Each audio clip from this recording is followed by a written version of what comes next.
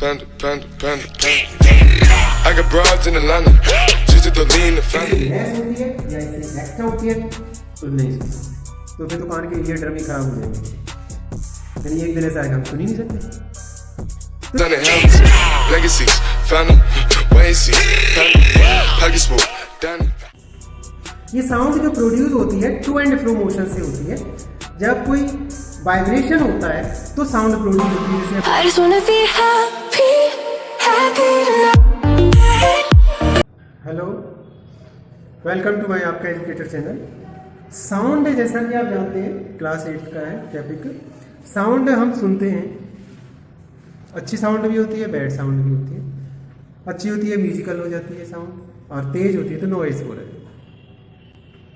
ये साउंड जो प्रोड्यूस होती है टू एंड फ्रो मोशन से होती है। जब कोई वाइब्रेशन होता है तो साउंड प्रोड्यूस होती है। जैसे टाइट रस्सी को भी पकड़ते हैं तो जब साउंड करते हैं ऊपर नीचे करेंगे तो वो एक साउंड क्रिएट करती है। तो ये वाइब्रेशन से क्रिएट होती है साउंड, और ये साउंड प्रूव करती है कि किस तरह की साउंड है। जैसे आप ह्यूमन बीइंग में जो साउंड होती है वोकल नोट होता है। वोकल नोट में ये साउंड प्रोड्यूस होती है, और ये दो वोकल नोट होते हैं, 2 वोकल नोट होते हैं ह्यूमन बीइंग में, जो स्ट्रेच होते हैं, रिलैक्स होते हैं, इसी तरह से साउंड प्रोड्यूस होती है। या जो वोकल नोट अटैच रहता है मसल से, वोकल नोट जो होता है मसल्स से अटैच रहता है, मसल में चेंज होते रहते हैं, स्ट्रेचिंग होती है या रिलैक्सेशन होता है। जब कोई गैप होता है, जब इन दोनों के बीच में रिलैक्स में आ जाता है तो इनके बीच में गैप हो जाता है और ब्रीदिंग करते हैं हम।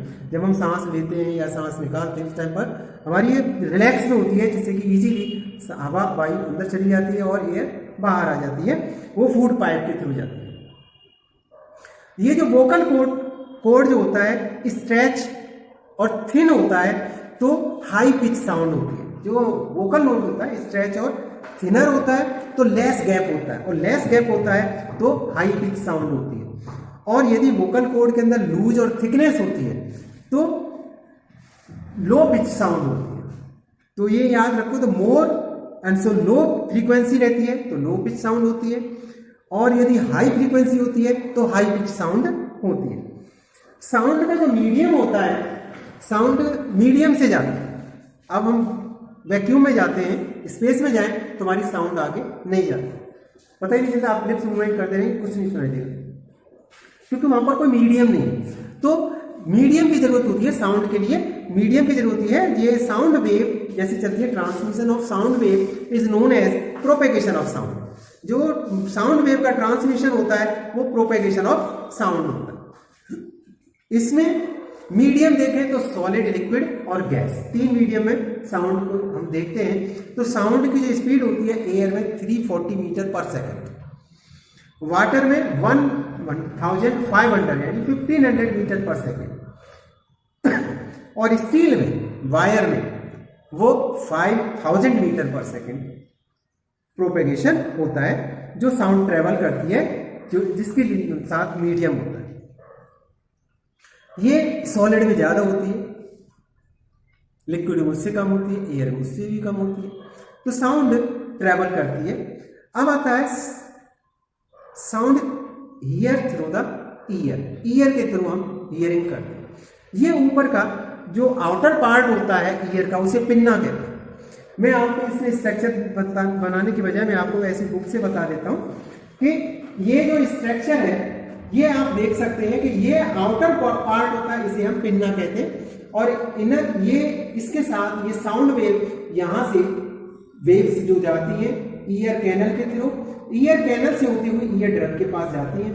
यहाँ मिडिल पार्ट होता है, मिडिल पार्ट में मेलियस, इंकस और स्टेपस होते हैं। ये हैमर होता है, जैसे ये साउंड करते हैं ये यहाँ पर ड्रम होता है, मोशन में आता है। जैसे वो मोशन करता है तो जो कोचलिया होता है ये हैमर की तरह उसे स्ट्राइक करता है। यहाँ कोचलिया के साथ ये नर्व सेल्स होती है, और जब ये नर्व सेल ऑडिटरी नर्व होती है जो ब्रेन तक ले जाती है। जब ब्रेन तक जाती है तब हमें पता चलता है कि इसका क्या होता है। तो इस तरह से हम कह सकते हैं कि आउटर पार्ट होता है पिन्ना, फिर उसके बाद ईयर कैनल, ईयर कैनल के बाद ईयर ड्रम, और ईयर ड्रम से मिडिल पार्ट ईयर आता है। मिडिल ईयर में मैंने आपको 3 पार्ट्स बताए थे, मेलियस, इंक्यूबस और स्टेप्स, ये पार्ट्स होते हैं इसमें। और ये कोचलिया इनर पार्ट होता है, इनर में ईयर होता है, और कोचलिया जो होता है वो हम उसके अंदर ऑडिटरी नर्व होती हैं, वो नर्व ब्रेन तक जाती हैं, तब हम पूरे अपना एनालिसिस करके उससे हम मूव करते हैं, या आगे ब्रेन का काम होता है कि क्या करना है। अब आता है एम्पलीट्यूड, टाइम पीरियड और फ्रीक्वेंसी। एम्पलीट्यूड होता है, हम कह सकते हैं to and fro motion of an object is known as amplitude.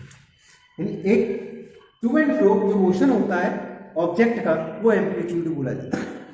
ये डिस्प्लेस करता है, जैसे अब कोई थ्रेड से हम ये बांध देते हैं, जो ये मोशन करता है ए बी और सी, ए से सी तक जाएगा, सी से ए तक आएगा, ये हैमर, तो ये ओसिलेशन करेगा, ये वाइब्रेशन ओसिलेशन होता है।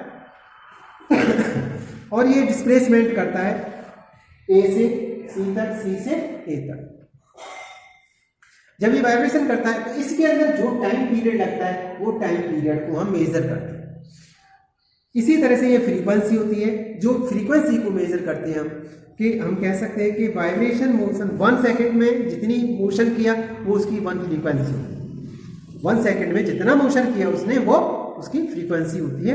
फ्रीक्वेंसी को हम हर्ट्ज में ना मेजर करते हैं, हम साउंड को जो मेजर करते हैं वो हर्ट्ज में करते हैं। और 20 टाइम्स वोब्स जो होता है वाइब्रेट करता है, ऑसिलेट करता है 20 टाइम्स, तो उसकी 1 सेकंड में, 1 सेकंड में 20 टाइम किया तो इसका मतलब 20 हर्ट्ज। लाउडनेस और पिच, लाउडनेस को हम देख सकते हैं कि ग्रेटर एम्पलीट्यूड ऑफ साउंड है तो लाउड साउंड होगी, लाउड साउंड प्रोड्यूस होगी यदि ग्रेटर एम्पलीट्यूड ऑफ साउंड है, और स्मॉलर एम्पलीट्यूड ऑफ साउंड है तो मोर फीबल लेस साउंड होगी, तो ये उसमें एम्पलीट्यूड आता है। ऐसे पिच और श्रिलनेस देखते हैं कि पिच और श्रिलनेस भी इस पर डिपेंड करती है फ्रीक्वेंसी पर। हाई फ्रीक्वेंसी प्रोड्यूस होगी कब, यदि हाई फ्रीक्वेंसी प्रोड्यूस हो रही है तो हाई पिच साउंड होगी, श्रिल होगी, और यदि लो फ्रीक्वेंसी है तो लो पिच साउंड होगी। हम ये देख सकते हैं एग्जांपल, इसको हम लाउडनेस को हम मेजर करते हैं डेसिबल। इसको किस तरह से यूज करते हैं, हम इसको एक्सप्रेस करते हैं डेसिबल में कि कितने डेसिबल। साइलेंस है तो 20 डेसिबल है, ऑर्डिनरी कन्वर्सेशन हम कर रहे हैं, आपस में बातचीत कर रहे हैं तो 30 to 60 डेसिबल है साउंड है। हर हैवी ट्रैफिक है 80 to 90 है, मोटर हॉर्न है तो 110 डेसिबल होगा, जेड प्लेन टेक ऑफ करता है तो 120 होता है। तो इस तरह से हम देख सकते हैं ऑडिबल और इनऑडिबल साउंड होती है। एक तो होती है ऑडिबल, दूसरी होती है इनऑडिबल। यदि 20 हर्ट्ज तक की साउंड, 0 से 20 हर्ट्ज तक की साउंड को हम नहीं सुन सकते, ह्यूमन नहीं सुन सकता। 20 से 20,000 हर्ट्ज तक की, 20 से 20,000 हर्ट्ज तक की हर्ट्ज तक की साउंड ये जो होती है ये ऑडिबल होती है, इसको हम ह्यूमन बीइंग सुन सकता है। अदरवाइज इससे लेस होती है या इससे एक्स्ट्रा होती है तो नहीं सुन सकते, तो फिर तो कान के ईयर ड्रम ही खराब हो जाएंगे, यानी एक दिन ऐसा हम सुन ही नहीं सकते। तो इनऑडिबल ऑडिबल साउंड होती हैं। डॉल्फिन 20 हर्ट्ज तक की साउंड सुन सकता है, एलिफेंट सुन सकता है और इसी तरह से 20,000 से ज्यादा की जो साउंड है, बैट है, डॉग है, ये सुन सकते हैं, ये कवर मतलब बियर कर सकते हैं, टॉलरेट कर सकते हैं, अदरवाइज नहीं। इनको हम अल्ट्रासाउंड कहते हैं। अल्ट्रासाउंड जो होता है देखा जाए तो यूज टू मेडिकल पर्पज से यूज करते हैं, प्रेगनेंसी टाइम में चेक कर फीटस कितना डेवलपमेंट हुआ है वो चेक करने का काम होता है।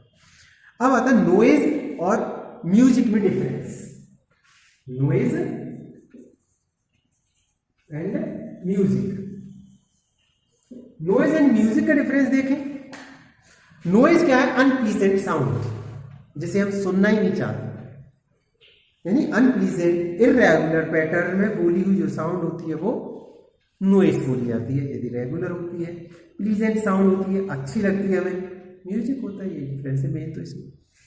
नेक्स्ट आता है नॉइज पॉल्यूशन। नॉइज पॉल्यूशन बहुत हार्मफुल होता है। बिलोइंग हॉर्न बजते हैं, चारों तरफ हॉर्न की आवाज़ होती है, आप पढ़ाई डिस्टर्ब होती है, आप लोगों की पढ़ाई डिस्टर्ब होती है, या डॉग्स बार्क करते हैं रोड पर तो भी बहुत नॉइज़ पॉल्यूशन होता है, क्रैकर्स बर्स्टिंग वो भी नॉइज़ पॉल्यूशन होता है, प्लेइंग लाउड स्पीकर चल रहे होते हैं, मैरिज में डीजे चलते हैं, चलो वो तो म्यूजिक होता है, लेकिन कभी कभी बहुत एक्सेस में चलते हैं वो भी बेकार होता है।